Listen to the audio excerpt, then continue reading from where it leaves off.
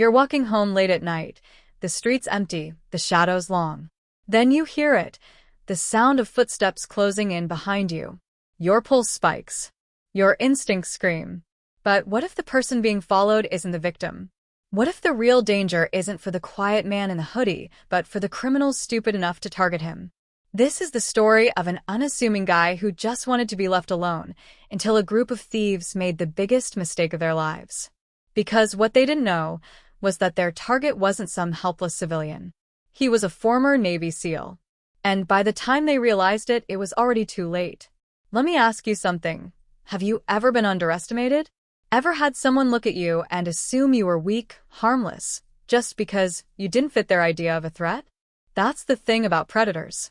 They don't always recognize the real danger until it's staring them in the face. And that's exactly what's about to happen here. Because right now you're thinking, asterisk, how does this end? Who walks away? Asterisk, stick with me, and I'll give you every detail. The setup, the confrontation, and the moment these thieves realize they picked the wrong man. This isn't just another crime story. This is about the quiet ones, the ones who don't need to prove anything until they're pushed too far. And if you've ever rooted for the underdog, if you've ever wanted to see justice delivered in the rawest form, then you're in the right place. Because by the end of this, you'll see exactly what happens when evil meets skill, when arrogance meets experience. The neighborhood was peaceful, the kind of place where people left their doors unlocked and waved to their neighbors. But lately, things had changed. Cars were being broken into. Homes were hit while families slept. The police were stretched thin, and the criminals knew it. They moved like shadows, confident, untouchable. Until one night, they made their fatal error. They spotted him, a lone figure, hood up, hands in his pockets, walking like he had nothing to fear. To them, he was just another target. Easy. Vulnerable. What they didn't see was the way his eyes tracked every reflection in the windows, the way his footsteps never landed too heavily, the way his breathing stayed steady no matter how close they got. They didn't know about the years of training, the missions in places they couldn't even pronounce, the instincts honed in blood and darkness. Now, I know what you're thinking. Asterisk, how bad did this go for them? Asterisk, and trust me, you're about to find out. But here's the thing. This isn't just about the fight. It's about the moment, the split second when the hunter becomes the hunted. That's what you're staying for. That's the payoff. Because when a Navy SEAL stops holding back, it doesn't end with a scuffle. It ends with a lesson. So here's what's coming next. The ambush, the realization, and the brutal truth these thieves learned too late. Don't click away. You've made it this far. And the best part? It's all true. The first punch was thrown. The first bone broke. And in that instant, the quiet man's hood fell back, revealing the face of a soldier who had already decided their fate. But how far would he go? And would any of them walk away? That's where we're picking up. Don't miss it. Asterisk, asterisk, thieves target a quiet man, not knowing he's an ex-Navy SEAL. Part 2. The hidden threat. The fight was over in seconds. The thieves, now bruised, broken, and barely conscious, lay scattered on the pavement like discarded trash. The quiet man didn't say a word. He just adjusted his hood and walked away, disappearing into the night as if nothing had happened. But this wasn't the end. It was only the beginning. Because these weren't just random street thugs. They were connected. And when their boss found out what happened, he didn't just want revenge. He wanted answers. Who is this guy? Why couldn't 4 of his best men take him down? The quiet man thought it was over. He was wrong. The next morning, security footage from nearby stores, cameras that should have captured the entire fight, had been wiped clean. Police reports mysteriously vanished from the system. Witnesses who saw everything suddenly couldn't remember. It was as if the confrontation never happened. But the quiet man knew better. Someone was covering their tracks. And that meant this went deeper than a simple robbery. Then came the first warning. A note slipped under his door. Asterisk, stop digging. Walk away. Asterisk, no signature. No fingerprints. Just a threat wrapped in silence. Most people would have listened. But a Navy SEAL doesn't back down from a fight, especially when the enemy is hiding in the shadows. Enter Detective Reyes, a cop who claimed to be working the case. He had the right badge, the right answers, but something about him felt off. He knew too much, asked the wrong questions. And every time the quiet man got close to a lead, Reyes was already there, one step ahead. Was he helping? Or was he part of the problem? Then came the bombshell. Buried in an old military file was a name the quiet man hadn't heard in years, a former teammate, someone he thought was dead. But according to the records, that man was very much alive and connected to the same criminals now targeting him. That's when the quiet man realized this wasn't just about a street fight. This was about the past. A mission gone wrong. A betrayal buried for years. And now, someone was making sure that secret stayed buried, no matter who had to die to keep it that way. But the quiet man had one advantage. They still didn't know exactly what he was capable of. And by the time they found out, it would already be too late. So what was the mission that went wrong? Who was the teammate who betrayed him? And how deep does this conspiracy really go? The answers are coming, but trust me, you won't see the final twist coming. Stay tuned. Because when a Navy SEAL is pushed to his limit, there's no walking away. Thieves target a quiet man, not knowing he's an ex-Navy SEAL. Part 3. The Web Titans.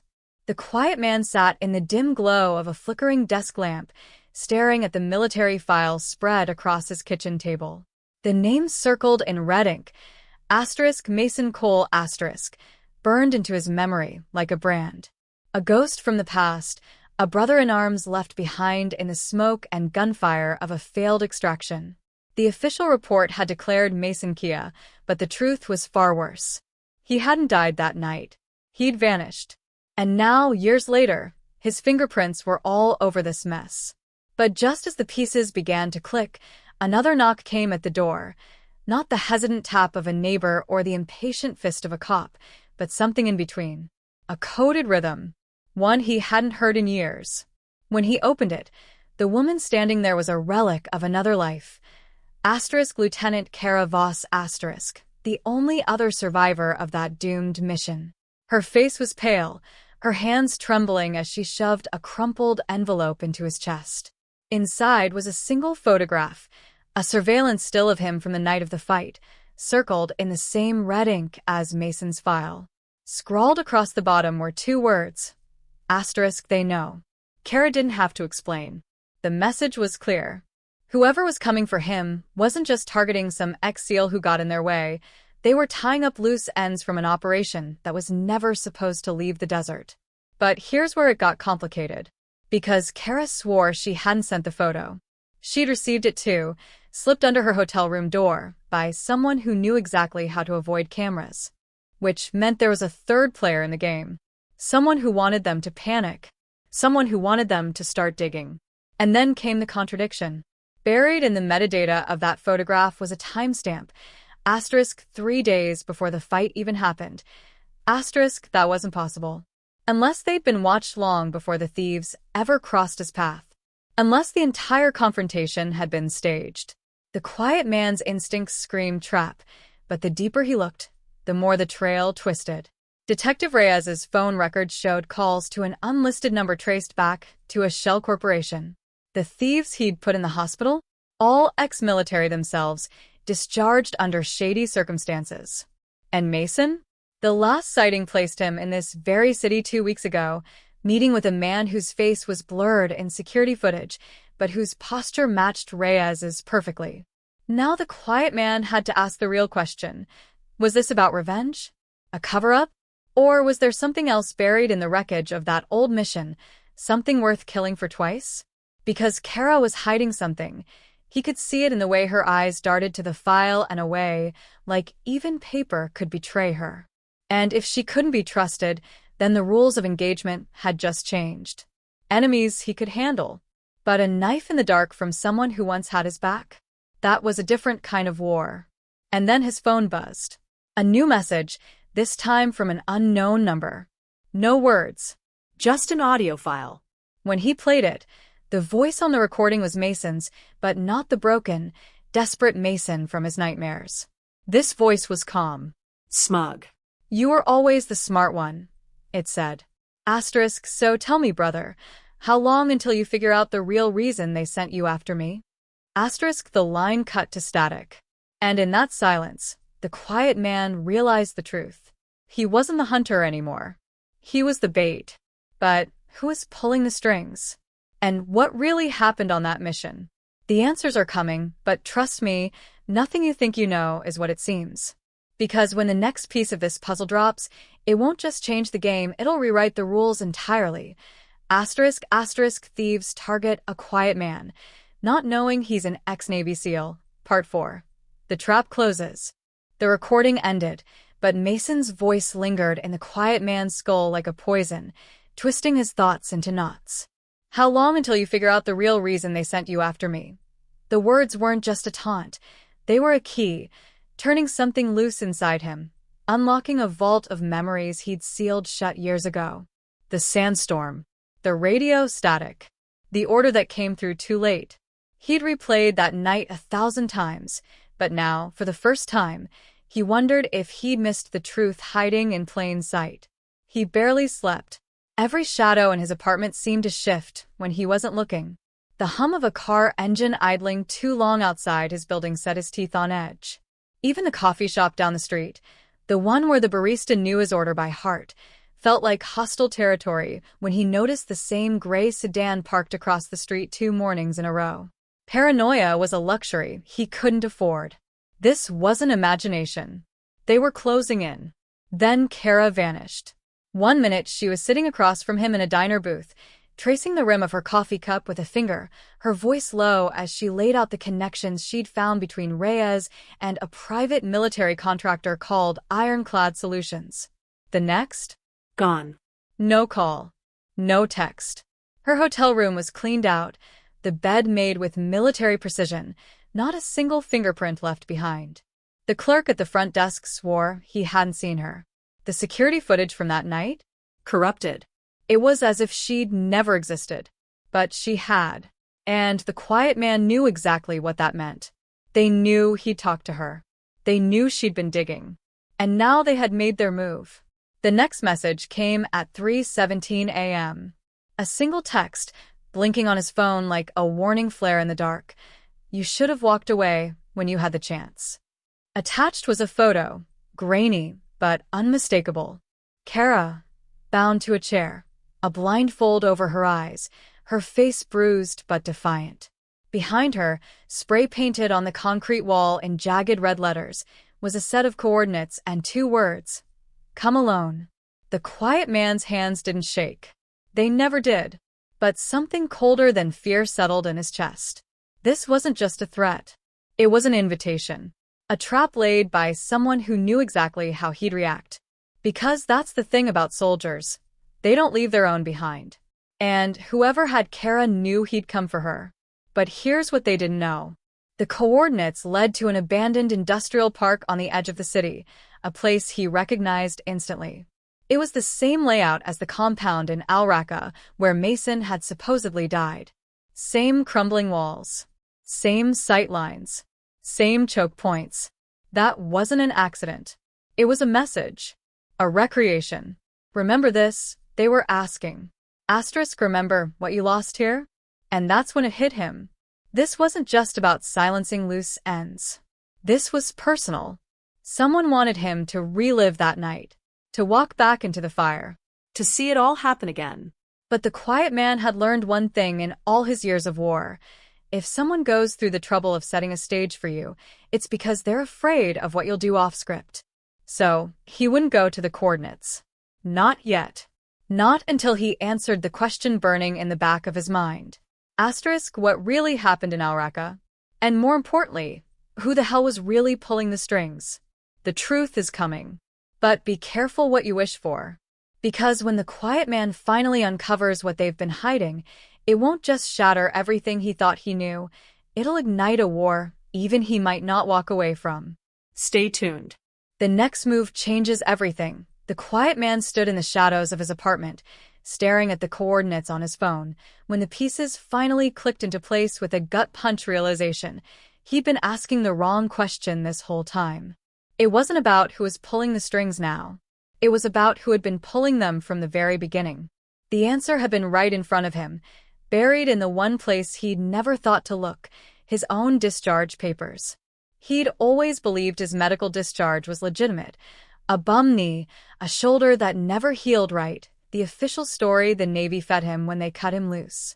But as he dug through the old files that night, he found the inconsistency. The dates didn't add up. His injury reports were signed by a doctor whose name didn't exist in any military database. And then there was the final mission report, the one that had been altered. The original, buried under layers of redacted text, told a different story entirely. They hadn't been sent to extract a high-value target in Al Raqqa. They'd been sent to kill one. And the target's name? Mason Cole. The quiet man's hands went numb. Mason hadn't been left behind. He'd been the objective. And the quiet man, along with Kara and the rest of the team, had been sent to execute him without ever being told the truth. But something had gone wrong. Mason had known they were coming. He'd set a trap of his own. And when the smoke cleared, the official record had been rewritten to bury the real mission under layers of lies. Now, years later, Mason wasn't just alive. He was hunting them. Not for revenge. For something far worse. Completion. The thieves, the corrupted evidence, Reyes's sudden involvement, Kara's abduction. It was all part of a game Mason had been playing since that night in the desert. He wasn't just tying up loose ends. He was testing them. Seeing how far they'd go to uncover the truth. And the quiet man had played right into his hands. But the real twist? The one that made his blood run cold? Detective Reyes wasn't working for Mason. He was working for Ironclad Solutions, the same private military contractor Kara had been investigating. And Ironclad hadn't just covered up the Al Raqqa mission. They'd orchestrated it. Which meant this wasn't just about Mason cleaning house. This was about a corporation silencing everyone who could expose what they'd really been doing in the shadows all these years. The quiet man's phone buzzed again. A new message. This time, it wasn't from Mason. It was from a number he didn't recognize, with a single line of text. You weren't the only one they lied to. Attached was a video file. When he opened it, the footage showed a dimly lit room. Kara was there, her blindfold gone, her face bruised but alert. And sitting across from her, his face finally clear in the flickering light, was the last person the quiet man ever expected to see again. His old commanding officer. The man who'd given the order in Al Raqqa. The man who'd signed his discharge papers. And the man who was now, with a smile that made the quiet man's stomach twist, leaning forward and saying two words that changed everything. Hello, soldier. Nothing about this mission was what it seemed. And the quiet man is about to find out just how deep the lies go. But here's the thing about secrets this big, they don't stay buried forever. And when the truth finally explodes into the light, no one walks away clean. Stay tuned. The next reveal will rewrite everything. The video footage froze on his commanding officer's face, Colonel Vance Hargrove, a man whose voice had once been the only thing standing between his team and total annihilation in the field. Seeing him now, alive and clearly involved in this nightmare, sent a wave of nausea through the quiet man that had nothing to do with fear. This was betrayal carved bone deep. That smile wasn't just recognition, it was a challenge. A dare. You didn't really think you'd walked away clean, did you? Kara's voice crackled through the phone's speaker, raw with fury and something worse, defeat. They played us from the start, she said, her eyes locked on the camera. The whole op was a setup. We were never supposed to make it out of Al Raqqa. Then the video cut to black, replaced by new coordinates and a deadline. *midnight. Just you. Or she dies slow. The quiet man's apartment felt like a cage. Every instinct screamed at him to move, to act, but for the first time in his life, his training offered no clear path. If he walked into that meeting, he'd be playing right into their hands. Ironclad, Mason, Hargrove, all of them.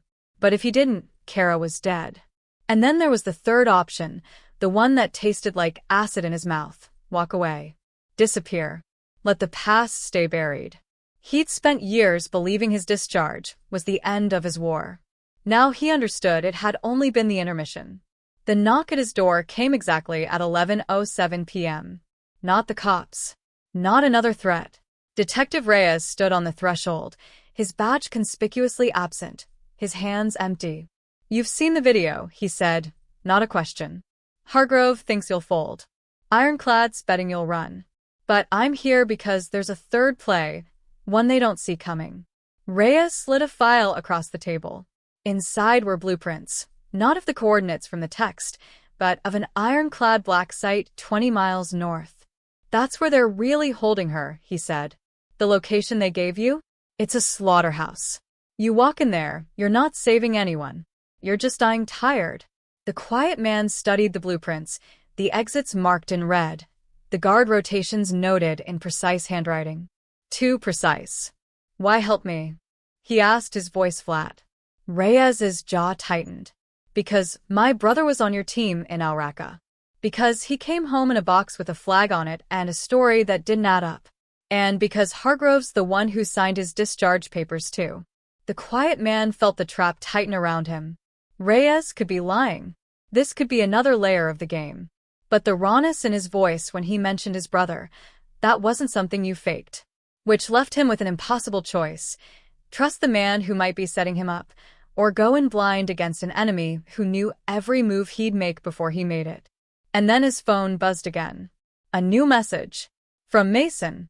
"TikTok, brother. You really think Reyes is the only one with skin in the game? Ask him what really happened to his brother. Ask him who gave the order." The quiet man looked up, just in time to see Reyes's hand twitch toward his hip. "The clock is ticking. The players are circling.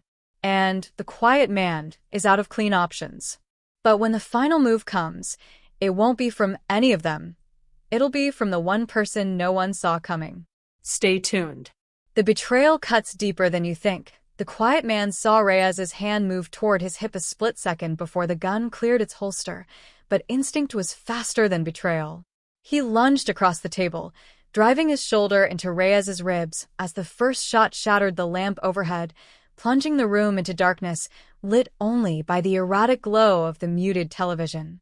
They hit the ground hard, the detective's breath exploding from his lungs as the quiet man wrenched the weapon free and pressed the barrel under Reyes's chin. "Talk fast," he growled. "Whose side are you really on?" Reyes's laugh was bloody and broken. "You still don't get it," he choked out. "There are no sides. Just people who know the truth and people who don't." Then his head jerked toward the window, a deliberate tell. The quiet man barely rolled clear before the glass exploded inward, the sniper round punching through the wall where his skull had been half a heartbeat earlier. He was moving before the second shot came, dragging Reyes with him into the hallway as the apartment erupted in gunfire. Plaster rained down as the quiet man shoved the detective against the wall, his voice a razor's edge. "Ironclad? Worse," Reyes spat. "NSA, Black Ops. They've been inside this thing from the start. Your whole team in Al Raqqa? They weren't just cleaning up Mason, they were erasing a program. Something that got too big to bury quietly." The quiet man's mind raced. The altered mission files. The Phantom Doctor. The way Mason had known they were coming. It wasn't just a corporate cover-up, it was a government-sanctioned purge. And he'd been part of it. Reyes grabbed his arm, his eyes wild. "They're not just after you and Kara.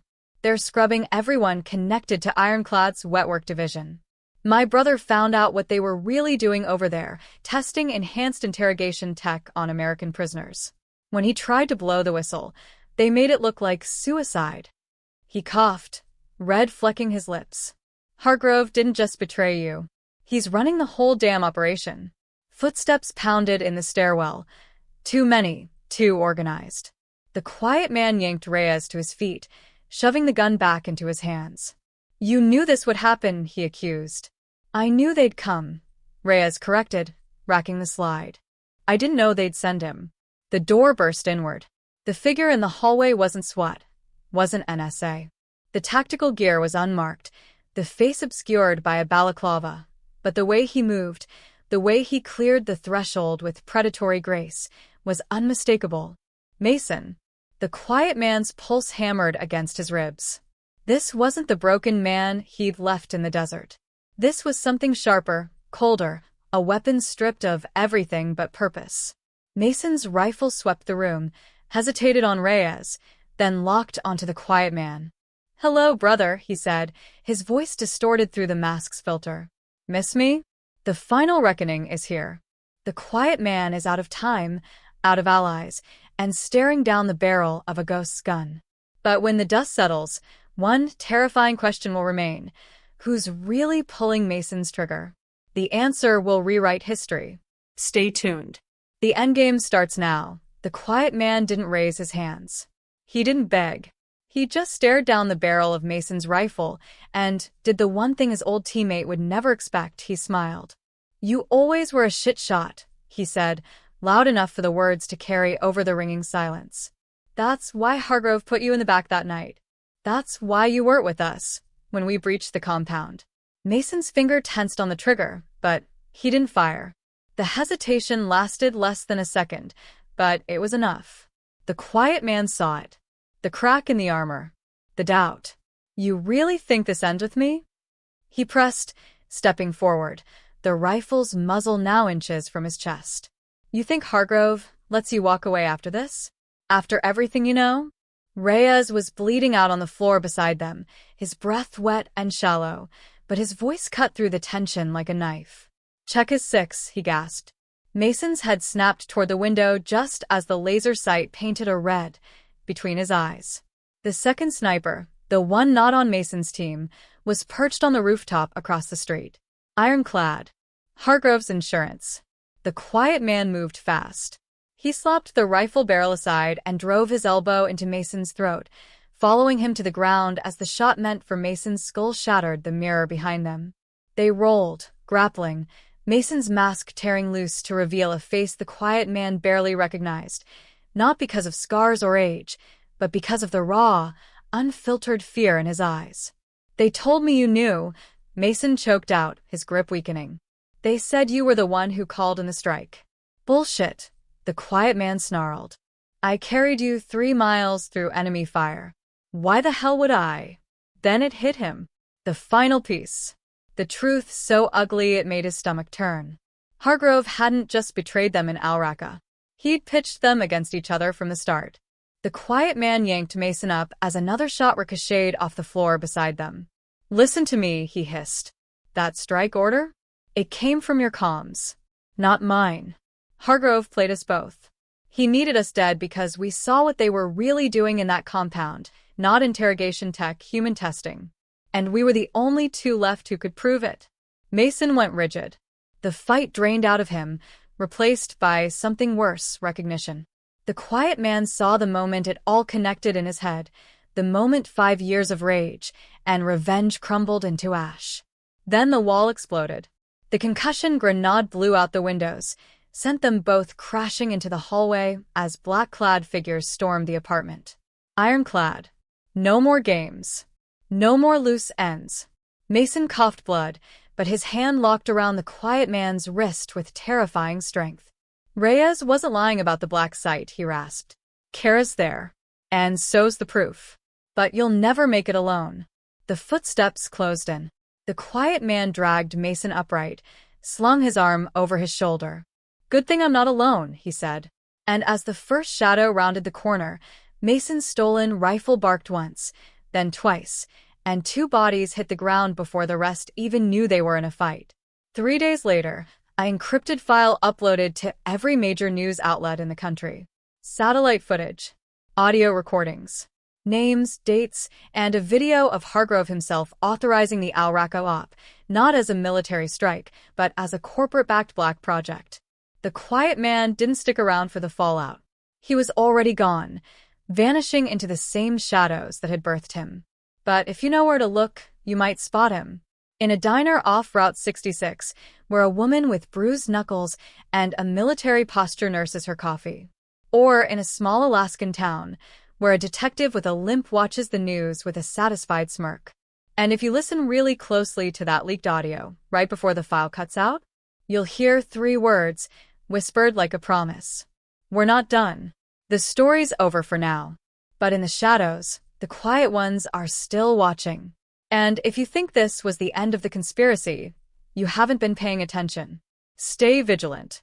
The real game's just beginning. The encrypted files sent shockwaves through the corridors of power. Congressional hearings were called.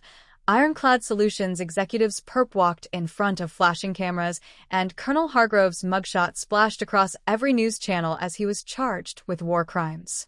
But the quiet man wasn't there to see justice served. He stood alone on a windswept beach in Mexico, watching the sunrise paint the Pacific in shades of fire, the weight of the past few weeks still clinging to him like the salt spray in the air. The burn scars on his ribs from the grenade blast ached in the morning chill, a reminder that survival always leaves marks, both seen and unseen. Kara had offered to come with him, but they both knew some roads had to be walked alone, at least for a while. The burner phone in his pocket buzzed once. A single message from an unknown number, just coordinates, and a date 2 months from now. No signature. No demands. But he knew. Mason was alive. And whatever came next, it wouldn't be paperwork and subpoenas. The quiet man let the tide roll over his boots as he considered the horizon, the same way he'd once considered mission briefings. Some men were built for endings. He'd always been better at beginnings.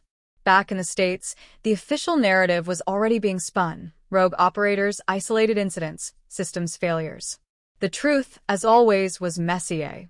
It lived in the way Reyes limped slightly when it rained, the scar on his side where the ironclad bullet had torn through him. It lingered in the hollows of Kara's cheeks, the nightmares that still jerked her awake at 3 a.m., her hand reaching for a weapon that wasn't there. And it thrived in the encrypted forums where whistleblowers and shadows traded secrets, where the next Hargrove was already rising through the ranks, where the next quiet man might one day be forced to step into the light. The quiet man turned his back on the ocean and walked toward the dusty road where an old motorcycle waited. He'd left the hoodie behind in some nameless motel, traded his combat boots for worn leather ones. But the eyes, sharp, watchful, missing nothing, those were the same. Some wars didn't end with treaties or surrenders. They just shifted battlefields. As the engine roared to life beneath him, he allowed himself one last look at the sea. Somewhere out there, in the vast and indifferent blue, the past was finally sinking. And ahead of him, the road stretched long and empty, leading nowhere and everywhere all at once. So the question isn't whether the quiet man won. It's whether you would have made the same choices when the bullets flew and the truth burned. Because the world isn't divided into heroes and villains. It's made of people who stand up when the cost is highest, and shadows that keep growing no matter how much light you shine. This story's over. But the next one? It's already beginning. And if you ever find yourself alone on a dark street, hearing footsteps behind you, remember, the quiet ones are still out there, watching, waiting.